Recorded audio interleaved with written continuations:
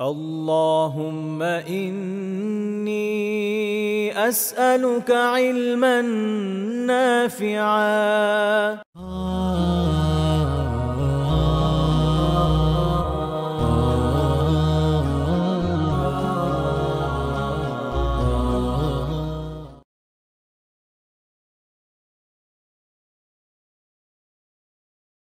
إن الحمد لله والصلاة والسلام على رسول الله وأشهد أن لا إله إلا الله وحده لا شريك له وأشهد أن محمدا عبده ورسوله أما بعد আমরা আমাদের নিয়মিত দর্সে এতদিন যে বিষয়গুলো নিয়ে আলোচনা করছিলাম সে প্রসঙ্গে এখন আমরা আলোচনা করছি আত্মীয় স্বজনদের সাথে রাসূলুল্লাহ সাল্লাল্লাহু আলাইহি ওয়াসাল্লামের কেমন আচরণ ছিল, তিনি তাদের সাথে কেমন আচরণ করেছেন সে বিষয়ে আমরা আলোচনা করছিলাম। এই প্রসঙ্গে আহ এর আগে আমরা গতদিন একটা টপিকে আলোচনা করতে পেরেছি, সেটা হচ্ছে আহলে বাইতের বিষয়ে ওনার কিছু নির্দেশনা। আজকে আমরা চলে যাবো পরবর্তী পয়েন্টে, সেটা হচ্ছে রাসূলুল্লাহ সাল্লাল্লাহু আলাইহি ওয়াসাল্লাম তার মায়ের কবর জিয়ারত করেছেন এবং সেখানে তিনি জিয়ারতে গিয়ে কেঁদেছেন। এখানে একটা গুরুত্বপূর্ণ বিষয় হচ্ছে যে রাসূলুল্লাহ সাল্লাল্লাহু আলাইহি ওয়াসাল্লামের বাবা এবং মা তারা এমন সময় মারা গিয়েছেন যেটা যদিও ফাতরাতে ওহির কাল বলা হয়, যে দুইজন রাসূলের মাঝখানে এমন একটা সময় যে সময়ে আহ ওয়াহি মানুষের কাছে এভাবে থাকে না, বা ওয়াহির ইলমটা মানুষের কাছে এভাবে থাকে না। এই সময় মানুষের ইমানি হালত কি হবে না হবে এটা নিয়ে অনেক আলাপ আলোচনা আছে। তবে এটা সবার ক্ষেত্রে প্রযোজ্য না। এটা প্রযোজ্য তাদের জন্য যাদের কাছে আসলে ওই ইলমটা নাই। কিন্তু যাদের কাছে ইলম আছে বা যাদের পক্ষে সম্ভব যে তারা ওই ইলমটাকে গ্রহণ করবে, তাদের জন্য তখন আর এই ওজোরটা আসলে থাকে না। রাসূলুল্লাহ সাল্লাল্লাহু আলাইহি ওয়াসাল্লামের আবির্ভাবের আগে থেকেই মিলাত ইব্রাহিমের কি ধারণা, এটা সম্পর্কে আরবদের মধ্যে মোটামুটি কিছু হলেও ধারণা ছিল। প্রখ্যাত সাহাবী যায়েদ রাদিয়াল্লাহু আনহু আশরায়ে মুবাশশার একজন। উনার বাবা মিল্লাতে ইব্রাহিমের উপরে জীবনযাপন করেছেন। আরো বেশ কয়েকজন ছিল যাদের হুনাফা বলা হতো। তো কাজেই এই ধারণা তাদের কাছে একদম অজ্ঞাত ছিল না যে প্রকৃত তাওহীদের ধারণাটা কি। তো এটা একটা বিষয় যে সময় যে সে ছাড় আছে, যে যেহেতু ব্যাপক জ্ঞানটা তাদের নাই, ওরা দিনে বিধিবিধান সম্পর্কে যে জ্ঞান সেটা হয়তো তাদের নাই, যতটুকু আছে ততটুকু পালন করবে। এই জন্য আমরা দেখি ওরাকা বিন নওফেল, উনি ওই সময় খ্রিস্টান ধর্ম গ্রহণ করেছেন মক্কায় থেকেই। এবং আমরা ওই সময় অন্যান্য মানুষের গল্প জানি, যেমন সালমান রাদিয়াল্লাহু তাআলা আনহু, তিনি 70 দিনের সন্ধানে পারস্য থেকে সুদীর্ঘ সফর করে আহ ইরাকের বিভিন্ন অঞ্চলে থেকেছেন, এরপর মদিনাতে এসেছেন। তো কাজেই একদম পরিপূর্ণ অন্ধকার এরকম মনে করার প্রয়োজন নেই যে না, কোনো স্কোপই ছিল না মানুষের পক্ষে জানার সত্য দিন কি, বা ওই সময়কার সত্য দিন কি। অর্থাৎ ওই সময় তো ঈসা আলাইহিসসালামের যে শিক্ষামালা সেটাই সর্বশেষ অবস্থান। কিন্তু সেটা না জানা বা সেটা না হলেও কমপক্ষে ইব্রাহিম আলাইহিসসালামের যে দর্শন, জীবন দর্শন, তার যে আকীদা, সেটা সম্পর্কে একদমই কিছুই জানবে না এরকম সম্ভাবনা আসলে নেই। মানে সামান্য হলেও জ্ঞান থাকা সম্ভব, এবং এটা হচ্ছে বাস্তবতা। তো এই কারণে ওই সময়কার মানুষদের বিচার্য বিষয় হচ্ছে ওই অনুযায়ী যে তারা ওই ওই সময়টা কিভাবে কাটিয়েছে। তো রাসূলুল্লাহ সাল্লাল্লাহু আলাইহি ওয়াসাল্লাম আহ, দুনিয়াতে এসেছেন এবং এরপরে আল্লাহ তাআলা তাকে নবুয়তের দায়িত্বের ব্যাপারে সচেতন করেছেন। একজন নবী একজন রাসূল আসলে আগে থেকেই এক হিসেবে নবী এবং রাসূল, কারণ আল্লাহ তাআলা আগে থেকেই জানেন যে তারা নবী হচ্ছেন বা রাসূল হচ্ছেন। তাদের কাছে যে এই রিসালাতের দায়িত্ব যাবে, এটা তো আল্লাহ তাআলা বহুকাল আগে ঠিক করে রেখেছেন, সৃষ্টি করা অনেক আগে থেকেই করে রেখেছেন। কাজে এই জন্য জন্ম থেকেই ওনারা মাসুম থাকেন, আল্লাহ তাআলা ওদেরকে গুনাহ হওয়া থেকে হেফাজত করেন। কিন্তু তাদেরকে তো দায়িত্বটা সম্পর্কে অবহিত করতে হয়। মানে এই দায়িত্বের জন্য উপযুক্ত করতে হয়। তারপর একজন আল্লাহর তরফ থেকে একজন রাসূল অর্থাৎ একজন ফেরেশতা আসেন, জিবরিল আলাইহিস সালাম আসেন, তিনি এসে দায়িত্বটা সম্পর্কে জানান, বোঝান। তারপর তারা এটা মানুষের কাছে দাওয়া করে। এটা হচ্ছে মানে প্রসেস। তো এর আগে যেহেতু ওই সময় দিনের দাওয়া থাকে না, যেরকম আমরা একটু একটু আগে আলোচনা করছিলাম। তো রাসূলুল্লাহ সাল্লাল্লাহু আলাইহি ওয়াসাল্লামের ক্ষেত্রে যেটা হয়েছে যে ওনার বাবা এবং মা, ওনারা যদিও ফাতরাতের সময় মারা গিয়েছেন একদম শেষের দিকে একই যাবে, বাট ওইটা একটু আগে যেমন বললাম যে এক তো হচ্ছে এরকম যে একদম ওনাদের পক্ষে কিছুই জানা সম্ভব না, সবাইটা আসলে এরকম না। কারণ আমরা মক্কাতেই একাধিক লোককে পাচ্ছে, কেউ খ্রিস্টান ধর্ম গ্রহণ করছেন, কেউ অন্যান্য হকের বিভিন্ন দিকে যাচ্ছেন, এটা ওনার বাবা মা থেকে কোনো প্রমাণ পাওয়া যায় বলে আমাদের জানা নেই। দ্বিতীয় বিষয় হচ্ছে যে আখিরাতের বিষয়, এটা আসলে কোরআন এবং সুন্নাহ ছাড়া আমাদের জানার কোনো উপায় নেই। যদি কোনো জায়গায় হাদিসে কোনো বিষয় কারো ব্যাপারে বলা থাকে যে এই বিষয়ে এই কথা, তারপর আসলে আমাদের দ্বিতীয় কোনো মন্তব্যের কোনো স্কোপ থাকে না। আমি কিয়াস করতে পারবো না এই জায়গায় কিয়াস করা যাবে না, কারণ আখিরাতের বিষয় কিয়াসের জায়গা না। আখিরাতের বিষয়ে আমি খালি যুক্তি তর্ক দিয়ে একটা কোনো কথা বলে দেবে, এটা হতে পারে না। কোনো সওয়াব আমি কিয়াস করে বলতে পারবো না যে এই আমল করলে এই সওয়াব হবে। এটা জানার একমাত্র উপায় হচ্ছে হয় আয়াতে থাকবে না হাদিসে থাকবে। এটা আমি বানিয়ে বলতে পারবো না, এটা মানুষের পক্ষে করা সম্ভব না। কেউ জান্নাতি না জাহান্নামী এটা আমাদের পক্ষে করা সম্ভব না। এই জন্য আহলে সুন্নাত জামাতের আকীদা হচ্ছে আমরা কাউকে বললাম যে সে জাহান্নামী, আমরা বললাম যে অমুক জাহান্নামী বা অমুক জাহান্নামে চলে গেছে, তারা ছাড়া যাদের কথা স্পষ্টভাবে কোরআনটা হাদিস আছে। বাকিদের বিষয়টা আমরা, কেউ যদি কুফরের উপর মারা যায় আমরা বলি হ্যাঁ সে কুফরের উপর মারা গেছে, সেই অবস্থা মারা গেছে, সেই অবস্থা মারা গেছে, কিন্তু হিসাব তো আল্লাহ তাআলা যখন কিয়ামতে দিবেন ওই দিনই জানা যাবে। এটা আবার আরেক আরেক আলোচনার বিষয় আছে। একটা হচ্ছে যে যারা মুসলিম হিসেবে পরিচিত তাদের ক্ষেত্রে বিষয়টা হচ্ছে এরকম যে সে আহ একটা হচ্ছে যে তার একটা হিসাবের বিষয় আছে, এরপর আল্লাহ তাআলা তাকে যা ফয়সালা করেন। এই জন্য আমাদের অনেকেই দেখা যাবে যে কারোর উপর খেপে গেছে বলছে, হ্যাঁ ও একটা জাহান্নামী। আরে ভাই আপনার কোথা থেকে বলবো কে জাহান। আমরা, কেউ যদি স্পষ্ট কুফরি করে মুরতাদ হয়ে যায় তখন আলিমরা তার তার যোগ্যতার ওজোর এবং অন্যান্য ওজোর আছে এগুলো দূর করার মাধ্যমে তাকে ঈমানে আনার চেষ্টা করে, না আসলে বলে দেন সে মুরতাদ শেষ। আর যদি সেটা না হয় সেক্ষেত্রেও ইভেন ওই ক্ষেত্রেও এটা তারা বলবেন না যে সে কিন্তু জাহান্নামী, এটা বলবেন না। আচ্ছা এটা কেন? এটা একটা ইন্টারেস্টিং পয়েন্ট আছে, এটা একটা দর্শনের বিষয় এসে গেল। সেটা হলো দেখেন, আপনি একটা এক্সামে বসছেন, এটা উদাহরণ দিয়ে বোঝাই। আপনি একটা এক্সাম হলে বসছেন, তো এক্সামে আপনি একটা ফেল্ড স্টুডেন্ট কথা কথা। এখন আপনি তো ফেল মারবেনই, আপনার টিচারও জানে, সবাই জানে আপনি খালি খাতা দিয়ে আসছেন, বাট যতক্ষণ না আপনার পরীক্ষার বোর্ডে ওটা আসতেছে ততক্ষণ তো আপনাকে বলা যাচ্ছে না যে আপনি ফেল করছেন। আমরা জানি আপনি ফেলের উপর আছেন, আমরা বলতে পারি যে হ্যাঁ সে ফেলের উপর ছিল বা সে যা লিখছে তাতে পাশ করার কোনো ওয়ে নেই, বাট রেজাল্টটা আসা পর্যন্ত ওয়েট করতে হয়।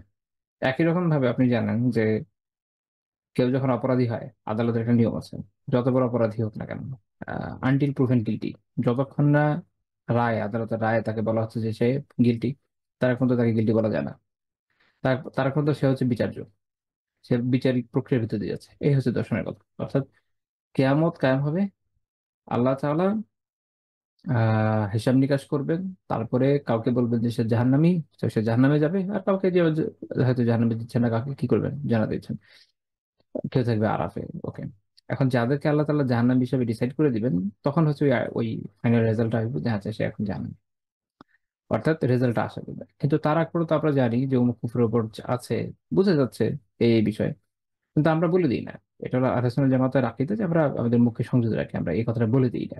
বাট কেউ যদি কুফরের উপর মারা যায় বলে যে সে কুফরের উপর মারা গেছে বা সে শিরকের উপর মারা গেছে বা সে মুশরিক অবস্থায় মারা গেছে, সে কাফির অবস্থায় মারা গেছে, দ্যাটস ইট। আমরা সরাসরি রুলিংটা দিই না যে সে জাহান নামে চলে গেছে, কারণ এটা এখন দেওয়ার কথা না। এটা এই জন্য না যে তাকে দেওয়া যায় না, এই জন্য যে সেটা এখন দেওয়ার কথা না। সেটা হবে তখন যখন আল্লাহ তাআলা কিয়ামত কায়েম করবেন, কায়েমই হয় না, বিচার হবে, তারপর না বলবেন। অর্থাৎ ভবিষ্যতের কথা আমরা এখন বলে দিই না, এই আমরা তার বর্তমান স্টেটটা বলি। আমরা বলি হ্যাঁ সে মুশরিক অবস্থায় মারা গেছে বা সে কাফের অবস্থায় মারা গেছে, বা কেউ যদি মুরতাদ হয়ে যায় সে মুরতাদ অবস্থায় মারা গেছে, দ্যাটস ইট। যেটা আগামীতে হবে বিচার, সেটা তো আমরা এখনই বলতে পারবো না। তো এত দূরবর্তী বিষয়, আল্লাহ জানে কত সময় পরে। এটা হচ্ছে একটা মূলনীতি আকীদার একটা। এবং শুধু তাদের ব্যাপারে বলি যাদের ব্যাপারে আমরা আয়াতে বা হাদিসের মাধ্যমে জানি, যে যেমন আবু জাহাল, আবু লাহাব বা এরকম, বা ফিরআউন, এদের বিষয়ে। কারণ এটা কি হবে এটা আল্লাহ তাআলা আমাদের কাছে আগেই ডিসক্লোজ করে দিয়েছে, যে আমি এই ফয়সালা এদের করতে যাচ্ছি, এদের কপালে এটা আছে। সো ওইটা আমরা ওখানে যে বলি, এই হলো পার্থক্য। এটা খেয়াল রাখা জরুরি। আমাদের দেশের মানুষের একটা কমন বৈশিষ্ট্য আছে যে কাউকে জাহান্নামে বলে দেবে। আচ্ছা, তো যেটা বলছিলাম, তো এখন ওই সময়টা অর্থাৎ ওই শেষ সময়টা যখন আল্লাহ রাসূল সাল্লাল্লাহু আলাইহি ওয়াসাল্লামের জন্ম হলো, তো তার পিতা এবং মাতার ক্ষেত্রে ওইরকম বর্ণনা যেহেতু খুব পাওয়া যায় না যে তারা আসলে ইসলামের উপর ছিলেন বা তারা দিনে হানিফের উপর ছিলেন বা তারা ইভেন ক্রিশ্চিয়ানিটির দিকে ছিলেন, এরকম পুরো বর্ণনা আসলে পাওয়া যায় না। ওনারা ওই সময় যেটা প্রচলিত ছিল, যেটা ওনার বাবা অর্থাৎ আব্দুল্লাহ, আল্লাহ রসুলের পিতা আব্দুল্লাহ, তার বাবা আবু আব্দুল মুত্তালিব, উনি যে রিলিজিয়নের উপর ছিলেন, এবং আপনারা জানেন যে আবু তালিব উনি মারা যাওয়ার আগে এটাই বলছেন যে আমি আব্দুল মুত্তালিবের যে রিলিজন সেটার উপরে মারা যাচ্ছি। তো এটাই তাদের অবস্থান ছিল, ওই অবস্থায় তারা মারা গেছেন। তো যে কারণে আমরা এখন কিছু বর্ণনা দেখবেন ইনশাআল্লাহ তাআলা। এবং এটা প্রথম যে বর্ণনাটা বলছি এটা সহিহ মুসলিম থেকে। এই বিষয়ে অনেকগুলো রেওয়ায়াত আছে, আমি জাস্ট দুইটা আলোচনা করবো, আমাদের মনে হয় ইনশাআল্লাহ যথেষ্ট হবে। সহিহ মুসলিম 976 নম্বর হাদিস, আবু হুরায়রা রাদিয়াল্লাহু আনহু বলছেন যে যারা নবী সাল্লাল্লাহু আলাইহি ওয়াসাল্লাম কবর উম্মিহি ফাবাকা ওয়া আবকা মান হাওলাহ। রাসূলুল্লাহ সাল্লাল্লাহু আলাইহি ওয়াসাল্লাম তার মায়ের কবর জিয়ারত করলেন। তার মায়ের কবর মদিনা থেকে একটু কাছেই ছিল। তো সেখানে, এবং তিনি নিজে কাঁদলেন, অন্যদেরকে কাঁদলেন তার পাশে যারা ছিলেন। তিনি তার জন্য কষ্টে কাঁদছিলেন যে তার মা এখানে। এবং আমরা অন্যান্য বর্ণনায় দেখবো যে কষ্টের একটা কারণ আছে, তিনি বলছেন, এবং এই বর্ণনাতেও এই কথাটা আসছে, বাট আমরা একটা বর্ণনা একটু ব্যাপকভাবে দেখবো যে এটা তাকে কিভাবে কিভাবে দুঃখিত করেছে। তিনি বলছেন যে আস্তাআযানতু রাব্বি ফি আন আস্তাগফিরা লাহা, যে আমি আমার রবের কাছে এই অনুমতি চেয়েছি যেন আমি আহ তার জন্য ইস্তিগফার করতে পারি, যেন আমি তার জন্য ক্ষমা প্রার্থনা করতে পারি। এটা আল্লাহ রাসূল সন্তান হিসাবে মায়ের জন্য এটা চেয়েছেন। তো তিনি বলেন যে ফালাম ফালাম ইউযান লিহ, যে আমাকে অনুমতি দেওয়া হয় নাই।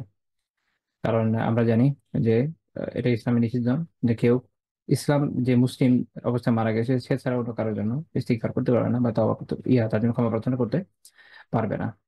সেটা কোনো কাফের না, কোনো মুশরিকের জন্য না, কোনো ইহুদি না, কোনো খ্রিস্টানের জন্য না, কারোর জন্য না। ইস্তিগফার, পরকালের ক্ষমা প্রার্থনা শুধুমাত্র মুসলিমের জন্য করা যাবে, যে ইসলামের উপর মারা গেছে। তো পরে আল্লাহ রসুল বলেন যে ওয়া ওয়া আস্তাআযানতুহু ফি আন আযুরা কবরাহা ফাউযিনা লিহি। তো তিনি বলেন যে এরপরে আমি আল্লাহ তাআলার কাছে এই অনুমতি প্রার্থনা করলাম যে তাহলে আমি তার কবর জিয়ারত করি। তা আমাকে এই অনুমতি দেওয়া হয়েছে। ফাজুরুল কবুর, তারপর তিনি বলেন যে কাজে তোমরা কবর সময় জিয়ারত করো। এর কারণ কি? ফাইন্নাহা তুযাক্কিরুল মাউত, কারণ তা হচ্ছে মৃত্যুকে স্মরণ করিয়ে দেয়। অর্থাৎ কবর জিয়ারতের মূল উদ্দেশ্য আসলে কি?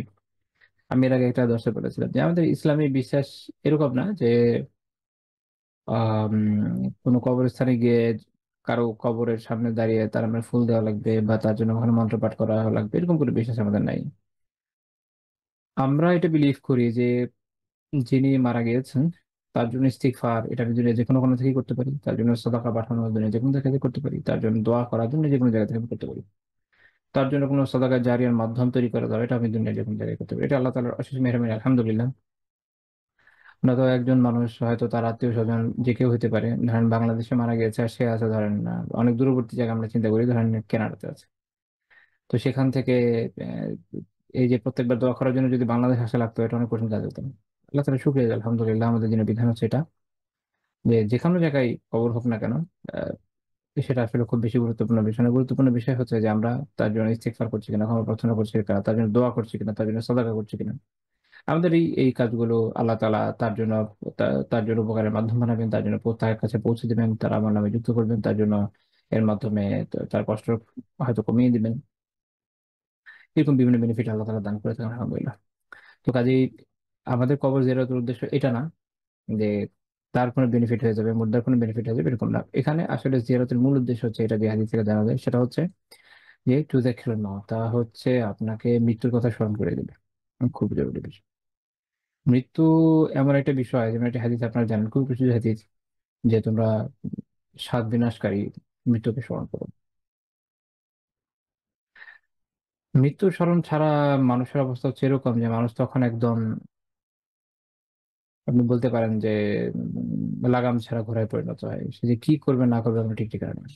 মৃত্যু স্মরণ মানুষকে সঠিক পথে আসতে সাহায্য করে, বিশেষ করে একজন মুসলিমকে। কারণ এটা সত্য যে মৃত্যুর স্মরণ একজন ধরেন কেউ নাস্তিক বা কেউ স্রষ্টায় বিশ্বাসী না, পরকালের হিসাব নিকাশে বিশ্বাসী না, এমন মানুষ মৃত্যুর স্মরণে অনেক সময় উল্টা দিকেও যায়। তার মনে হয় যে জীবন যেহেতু একবারই পাচ্ছি এবং স্বল্প সময়ের জন্য পাচ্ছি, যত ইচ্ছা তত এনজয় করে নি, এবং এটু করতে করতে সে অনেক বড় বড় পাপের মধ্যে জড়িয়ে যায়।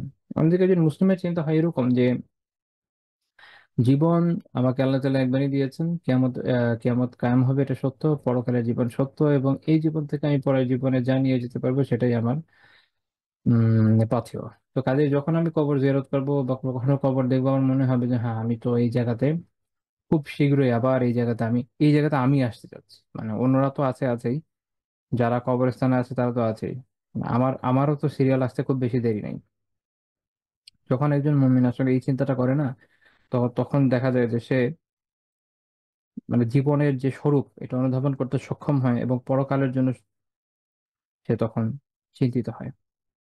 সে বুঝে যে আমার উচিত এটার জন্য যে প্রয়োজনীয় প্রস্তুতি, সেটা যেন আমি দ্রুতই নিয়ে নিয়ে ফেলি।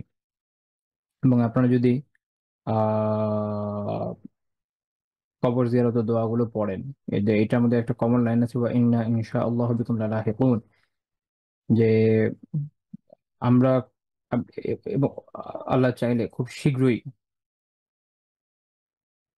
আমি তোমাদের সাথে মিলিত হতে যাচ্ছি, আমরা আপনাদের সাথে মিলিত হতে যাচ্ছি। অর্থাৎ এইটা একনলেজ করা, কবরস্থান দেখে এই দোয়াটা কেন। দেখেন, আল্লাহ রসুল সাল্লাহ আলাইসাল্লাম যতগুলো দোয়া আমাদেরকে শিখিয়েছেন, ভাবলে দেখবেন এগুলোর ভিতরে অনেক শিক্ষার উপকরণ আছে। কবর দেখার সাথে সাথে যখন আমরা এই দোয়াটা করি না, তখন এই অনুভূতিটা ভিতরে কাজ করে, খুব শীঘ্রই হতে যাচ্ছে। এবং আমি মনে হয় এর আগে একবার বলেছিলাম যে একজন মানুষের জীবন সেটা যদি 100 বছরও হয়, আপনি যদি পৃথিবীর ইতিহাস, পৃথিবীর ওভারঅল যে সময়কাল, এইটা বিজ্ঞানীরা যেমন বলে সেটার সাথেও তুলনা করে, তাহলে এটা দশমিকের পরে গিয়ে পৌঁছবে, এতই ছোট পার্সেন্টেজ, এত ছোট জীবন। আসলে তো খুব শীঘ্রই। তো যখন এই চিন্তাটা মানুষের মনে আসে, তখন একজন মুমিন যে আখিরাতে বিশ্বাসী, যে আল্লাহ তাআলার কাছে দাঁড়ানোর ব্যাপারে বিশ্বাসী, সে তখন নিজেকে শুধরানোর একটা প্রয়াস নেয়। সে নিজেকে শুধরানোর আপ্রাণ চেষ্টা করে, সেগুলো থেকে বাঁচার চেষ্টা করে, সে নেক আমলের চেষ্টা করে। সে মৃত্যুর সময়টা যেন ভীত আতঙ্কিত না হয়, সেটার জন্য আগে থেকে চেষ্টা করে। আমি এই মুহূর্তে ভুলে গেছি সালাফদের একজন আম, আহ, সম্ভবত ফুদাইল বিন ইয়াদ রাহিমাহুল্লাহ, অথবা ফুদাইল বিন ইয়াদি হবে, ওনাকে সুলেমান, খলিফা সুলেমান রাহিমাহুল্লাহ তাআলা উনি জিজ্ঞেস করেছিলেন যে আমরা মৃত্যুকে কেন ভয় পাই। তো উনি যে উত্তর দিয়েছিলেন আমার একদম পুরা ভূগত মনে নেই, মূল কথা ছিল এরকম, এর কারণ হচ্ছে আমরা পরকালের জীবনকে ধ্বংস করে ইহকালের জীবনকে তৈরি করেছি, সাজিয়েছি। এর ফলে আমাদের সাজানো গোছানো জীবন ছেড়ে যেটা ধ্বংস করে দিয়েছে ওখানে যাওয়ার যেতে সাহস হয় না, ভয় পাই আমরা।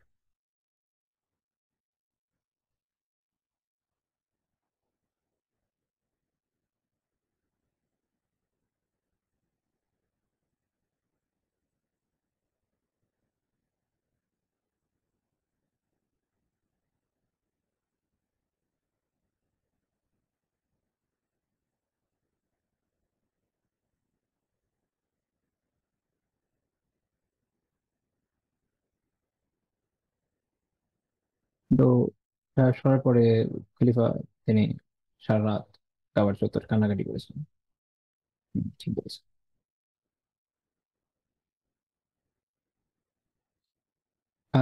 আপনি যখন সালাফদের জীবন পড়বেন, সাহাবীদের হোক তাবেঈদের হোক, তাদের জীবনে আপনি একটা জিনিস দেখবেন যে আখিরাতের আখিরাতের প্রতি একটা তামান্না, আখিরাতের একটা আকাঙ্ক্ষা। মৃত্যু তাদের জন্য আসলে ছিল একটা, মৃত্যু তো একটা উপহারের মতো। এই দুনিয়ার জীবনে যে ধরনের দুঃখ কষ্ট বেদনা, না পাওয়ার জ্বালা যন্ত্রণা, আহ, যে ধরনের বাজে অবস্থা এই দুনিয়াতে, এখানে একটা মানুষ কেন থাকতে চায়। তো সালাফদের জীবনে এটা দেখা যায়, আপনি তাদের জীবনের আহ শেষ সময়ের ঘটনাগুলো যদি পড়েন, দেখবেন যে প্রত্যেকেই অনেক অনেক অনেক দূরে, যে আমি যেন খুব তাড়াতাড়ি আল্লাহ তাআলার সাথে সাক্ষাৎ করতে পারি। আপনি রাসূলুল্লাহ সাল্লাল্লাহু আলাইহি ওয়াসাল্লামের ব্যাপারটা যদি দেখেন, তিনি যখন বলছেন যে ইলা রাফিকের আলা, আমি সূর্য বন্ধুর সাথে সাক্ষাৎ করতে চাই,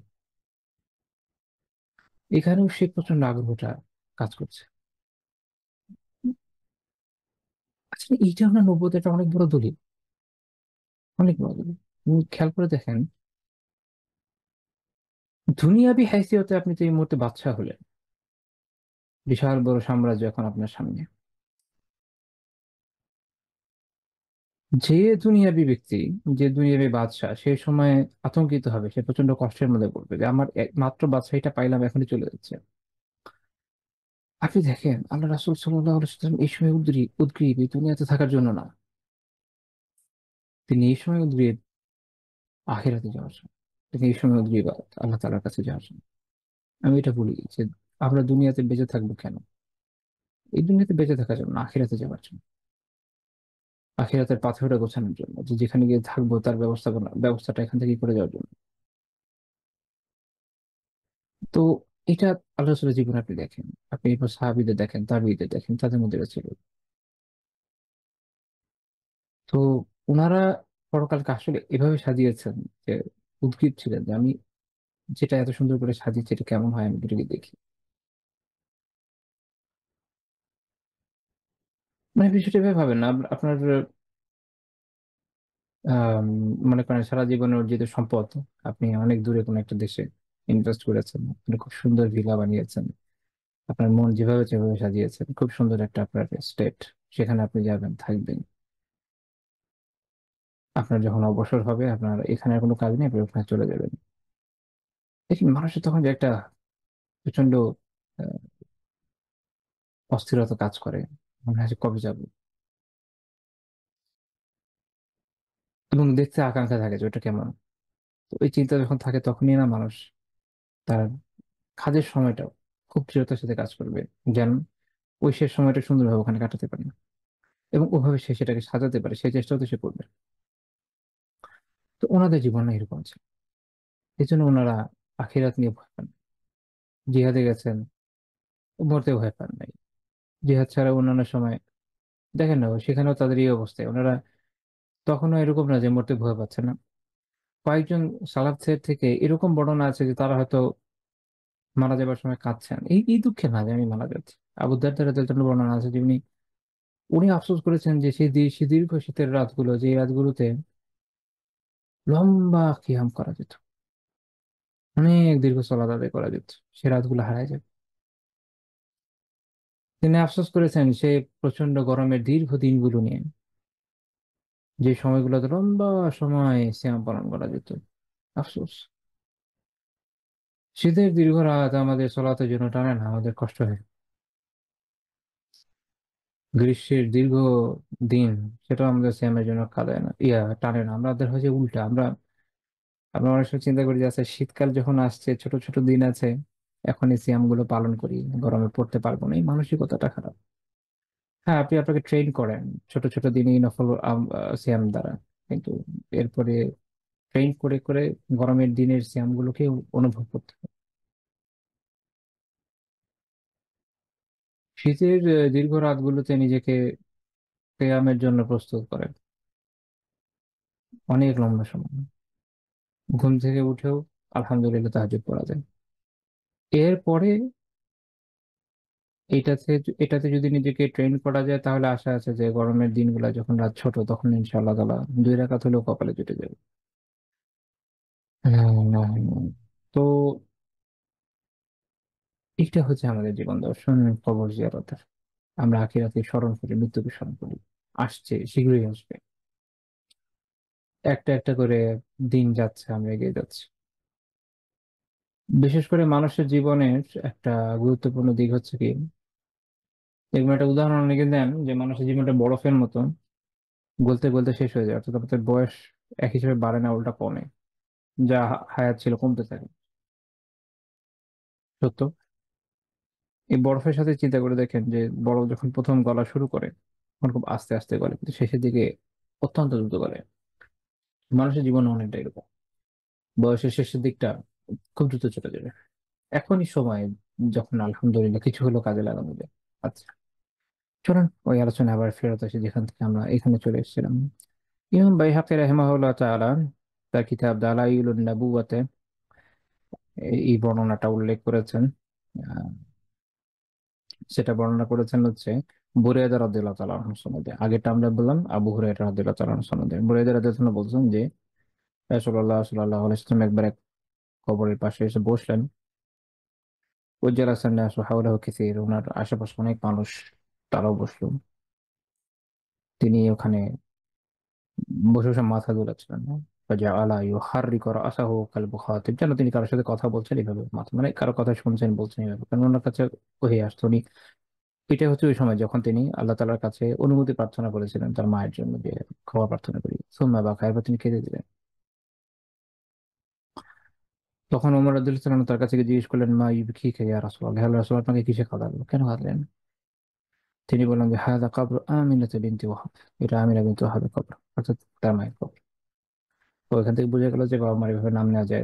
আচ্ছা, তিনি বলেন যে ইস্তাযানতু রাব্বি ফি আন আযুরা কবরাহা ফাআযিনা লি। তো আমি আমার রবের কাছে অনুমতি চেয়েছিলাম তার কবরকে জিয়ারতের, আমাকে অনুমতি দেওয়া হয়েছে। ওয়াস্তাযানতুহু ফিল ইস্তিগফারি লাহা ফাআবা আলাইয়া।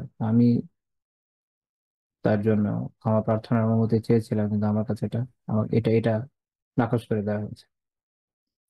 ফাআদারাকাতনি রিক্কাতুহা ফাবাকাইতু। তো তার জন্য যে সহানুভূতি, এটা তাকে কাঁদিয়ে দিয়েছে, ব্যথিত করেছে, জন্য তিনি কেঁদেছে। বুরায়দা রাদিয়াল্লাহু তাআলা বলছেন যে ফামা রাআইতু সাআতান আকসারা বাকিয়া মিন তিলকা সাআ। ওই সময়, ওই দিনের ওই সময়টার চেয়ে আর কখনো আমি এত মানুষকে একসাথে কাঁদতে দেখিনি।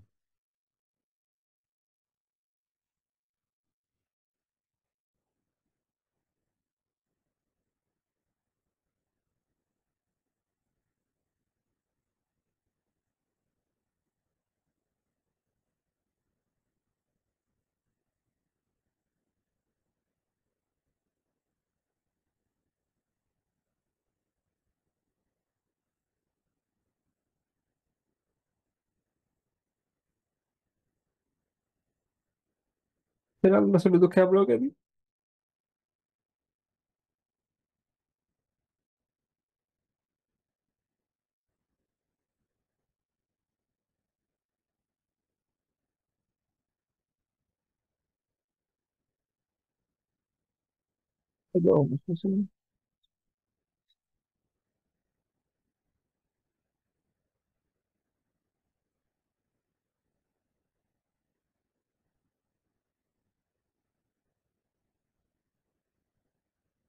আল্লাহ। এটা আসলে একজন সন্তানের জন্য নিঃসন্দেহে অনেক কষ্টের বিষয়, অনেক বেদনার বিষয়।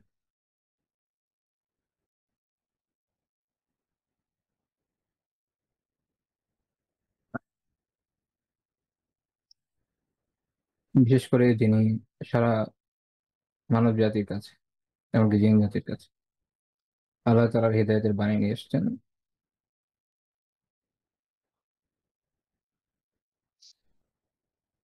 যার আনা শিক্ষার হিদায়াতের অনুসরণ করে আমরা নাজাতের আকাঙ্ক্ষা রাখি আলহামদুলিল্লাহ, এবং ইনশাআল্লাহ তাআলা আমরা নাজাত পেয়ে যাব। সেই সত্তা, সেই ব্যক্তিত্ব যখন তার নিজের মায়ের জন্য ইস্তিগফার করতে ব্যর্থ হন বা করতে পারেন না আল্লাহ তাআলার নির্দেশের কারণে, এটা যে কি ব্যথা, কি যন্ত্রণা।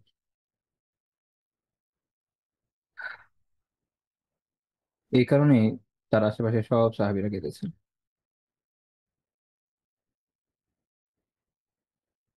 এবং এইটা দেখেন, এটা নবুয়তের কত বড় একটা দলিল। এই জন্য ইমাম বাইহাকী রাহিমাহুল্লাহ দালাইলের মধ্যে এখানে কিন্তু নবুয়তের দলিল নিয়ে উনি আলোচনা করেছেন। এই কিতাবটায় নবুয়তের দলিল যেসব হাদিস আছে এগুলো নিয়ে আলোচনা করেছেন। তিনি এই ঘটনা কেন আলোচনা করলেন ভাবেন।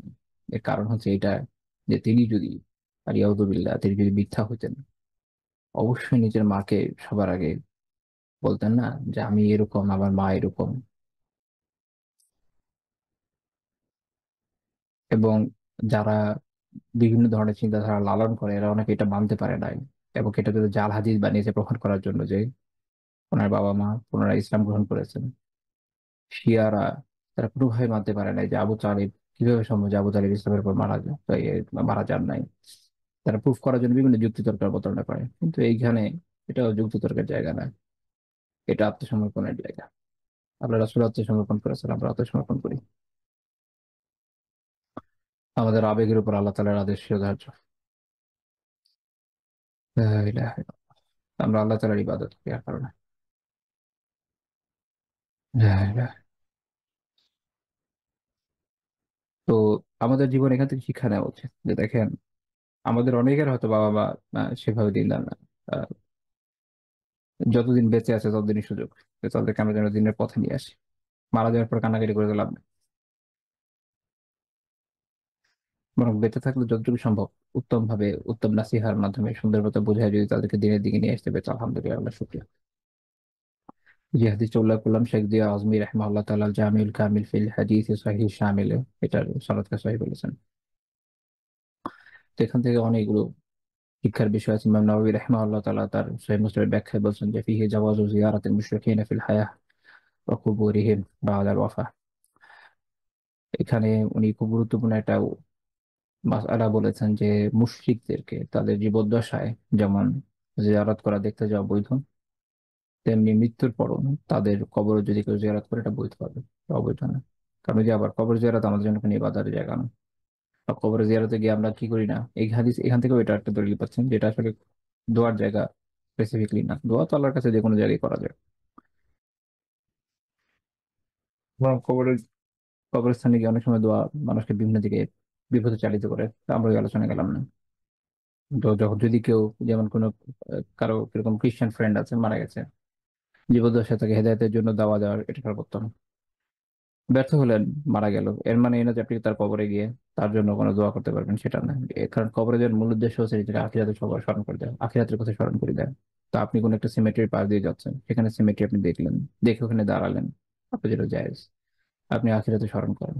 সেও যেমন মারা গেছে আপনিও মারা যাবেন, এমন না যে একটা খ্রিস্টান মারা গেছে আর আমি মারা যাবো না, আমি সবাই মারা যাবো, এটাই বাস্তবতা। এবং ইমাম নবী রাহিমাহুল্লাহ বলছেন যে ইদা জাযাত জিয়ারাতুহুম বা'দা আল ওয়াফাতি ফাহিয়া ফাফিল হায়াতি আওলা। যেহেতু মৃত্যুর পরে তাদের জিয়ারত করা বৈধ, কাজেই তাদের জীবিত অবস্থায় বৈধ হওয়াটা আরো আউলা, আরো এটা আরো প্রেফারেবল। তো কাজে আমাদের কাজ হচ্ছে যাদের যারা এখনো দিনকে পায় নাই, এটা আমাদের দায়িত্ব যে আমরা আমাদের সর্বাত্মক চেষ্টা করবো তাদের কাছে যেন দিনের দাওয়াকে পৌঁছে দিতে পারি। এই হাদিস থেকে ইমাম নবী রাহিমাহুল্লাহ তাআলা বলছেন যে ওয়াফিহি নাহয়ু আনিল ইস্তিগফার লিল কুফার, এতে এই দলিল আছে যে কাফিরদের জন্য ইস্তিগফার করা বৈধ নয় মারা যাওয়ার পরে। এবং ইমাম নবী রাহিমাহুল্লাহ তাআলা এখানে একটা অধ্যায় উনি কায়েম করেছেন সহিহ মুসলিম ব্যাখ্যা করতে গিয়ে যে বাবু বায়ানি আন্না মান মাতা আলাল কুফরি ফাহুয়া ফিন্নার, যে এটাতে এই এই দলিল বিষয়ক অধ্যায়, এই বিষয়ক আলোচনার অধ্যায় যে যে কুফরের উপর মারা গেছে সে জাহান্নামী। এবং ওলা ছানা আলহু শাফাআহ, তার জন্য শাফাত না, ওলা তানফাহু কুরাবাতুল মুকাররাবিন, কোনো আল্লাহ তাআলার নিকটশীল বান্দাদের যে নৈকট্য, এটা তাদের কোনো কাজে আসবে না। এটা খুব গুরুত্বপূর্ণ বিষয়, এটা একটা এক্সেপশন আছে, সেটা আমরা পরে দেখবো ইনশাআল্লাহ তাআলা। এবং এই বিষয়ে আরেকটা বর্ণনা আছে সহিহ মুসলিমে, যে যেটা হচ্ছে একবার আন্না রাজুলান ক্বালা ইয়া রাসূলুল্লাহ সাল্লাল্লাহু আলাইহি ওয়াসাল্লাম, একজন লোক একবার বলল যে ইয়া রাসূলুল্লাহ আইনা আবি, আমার বাবার কি অবস্থা, এখন সে কোথায়, মানে তার বাবা তার আগে মারা গিয়েছে, ইসলাম কবরের আগে মারা গিয়েছে। তো আল্লাহ রাসূল বলেন যে ফিন্নার, সে জাহান্নামে। ফালাম্মা কাফা দাআহু ফাকাল, সে যখন চলে যেতে যাচ্ছিল আল্লাহ রাসূল তাকে ডেকে কি বলেন যে ইন্না আবি ওয়া আবাকা ফিন্নার, যে তোমার বাবা আমার বাবা, ইন্না আবি আমার বাবা এবং তোমার বাবা জাহান্নামে। লা ইলাহা ইল্লাল্লাহ। তো তিনি এখানে এক হচ্ছে যে সহানুভূতি দেখিয়েছেন, বুঝিয়ে দিয়েছেন তাকে যে দেখো এটা এটা এমন একটা বিষয় যে তারা ইসলাম পায় নাই, এই অবস্থায় খালি তুমি একাই এই আপদের মধ্যে নাই, এই ব্যথা আমারও আছে, তোমার ব্যথা আমি বুঝি। এটা সেসব ভাই বোনদের জন্য একটা বড় সহানুভূতির বিষয় যারা অন্যান্য ধর্ম থেকে ইসলামে রিভার্ট হবে, আলহামদুলিল্লাহ। তাদের অনেক সময় প্রচন্ড ব্যথা থাকে, অনেক বেদনা থাকে তাদের নিজেদের বাবা মার অবস্থা নিয়ে। আমি সম্ভবত কোন একটা ভিডিওতে হামজা জর্জেসকে দেখেছিলাম, অনেক কান্নাকাটি করেছেন এটা নিয়ে, স্বাভাবিক। তো সেই সাথে তাদের এই সহানুভূতিটাও থাকে যে হ্যাঁ, রাসূলুল্লাহ সাল্লাল্লাহু আলাইহি ওয়াসাল্লাম নিজে তো এই কথাই বলেছেন, তো এই পথে আমরা একা না। এটা এটা উম্মার প্রতি, এটাও আসলে আল্লাহ তাআলা যে কোন দিক দিয়ে উম্মার জন্য অনেক বড় রহমতের বিষয় রাখছেন, এটা অনেক সময় মানুষ বোঝে না। একটা পরিবেশে থাকে একরকম চিন্তা করে, কিন্তু আরেকটা পরিবেশে বিষয়টা অনেক বড় ব্যাপার হয়। আপনি যদি ওয়েস্টের অবস্থান চিন্তা করেন, যেখানে এখন আলহামদুলিল্লাহ প্রচুর মানুষ মুসলমান হচ্ছে খ্রিস্টানিটি থেকে, এই হাদিসটা তাদের জন্য অনেক বড় সহানুভূতির জায়গা, অনেক বড়। ইমাম নববী রাহিমাহুল্লাহ তাআলা বলছেন যে ফিহি আন্না মান মাতা আলাল কুফরি ফাহুয়া ফিন নারি ওয়া তানফাহু কুরাবাতুল মুকাররাবিন ওয়া ফিহি আন্না মান মাতা ফিল ফাতরা আলা মান আলা মা কানাত আলাইহি আল আরব মিন ইবাদা মিন ইবাদাতিল আওথান ফাহুয়া মিন আহলিন নার। তিনি এটা খুব গুরুত্বপূর্ণ কথা বলেছেন, উসুরি কথা। যে এই হাদিসে এই দলিল আছে যে যে কুফরের উপর মারা যাবে সে জাহান্নামী, এবং আল্লাহ তাআলার নৈকট্যশীল বান্দাদের কোনো নৈকট্য তার কোনো কাজে এক্ষেত্রে আসবে না। এবং যে ফাতরার সময়, অর্থাৎ এই যে দুই রাসূলের মাঝখানে যে সময়টা, এই সময় এমন অবস্থায় মারা যাবে যে মাখানাত আলাইহিল আরব মিন ইবাদাতিল আওথান, আরবরা যে মূর্তি পূজার উপর ছিল ওই অবস্থার উপরে যখন মারা যাবে ফাহুয়া মিন আহলিন নার, সেও জাহান্নামী হবে। লা ইলাহা ইল্লাল্লাহ। এবং উনি এটার কারণ বলছে, কারণ হচ্ছে তাদের কদ বালাগাতুহুম দাওয়াত ইব্রাহিম ওয়া গায়রি মিনাল আম্বিয়া, আর তাদের কাছে ইব্রাহিম আলাইহিস সালাম এবং অন্যান্য নবীদের দাওয়া পৌঁছেছে। আরবদের বিষয়টা এরকম না যে একদম পৌঁছায় না, ওরা কিছু হলেও জানতো।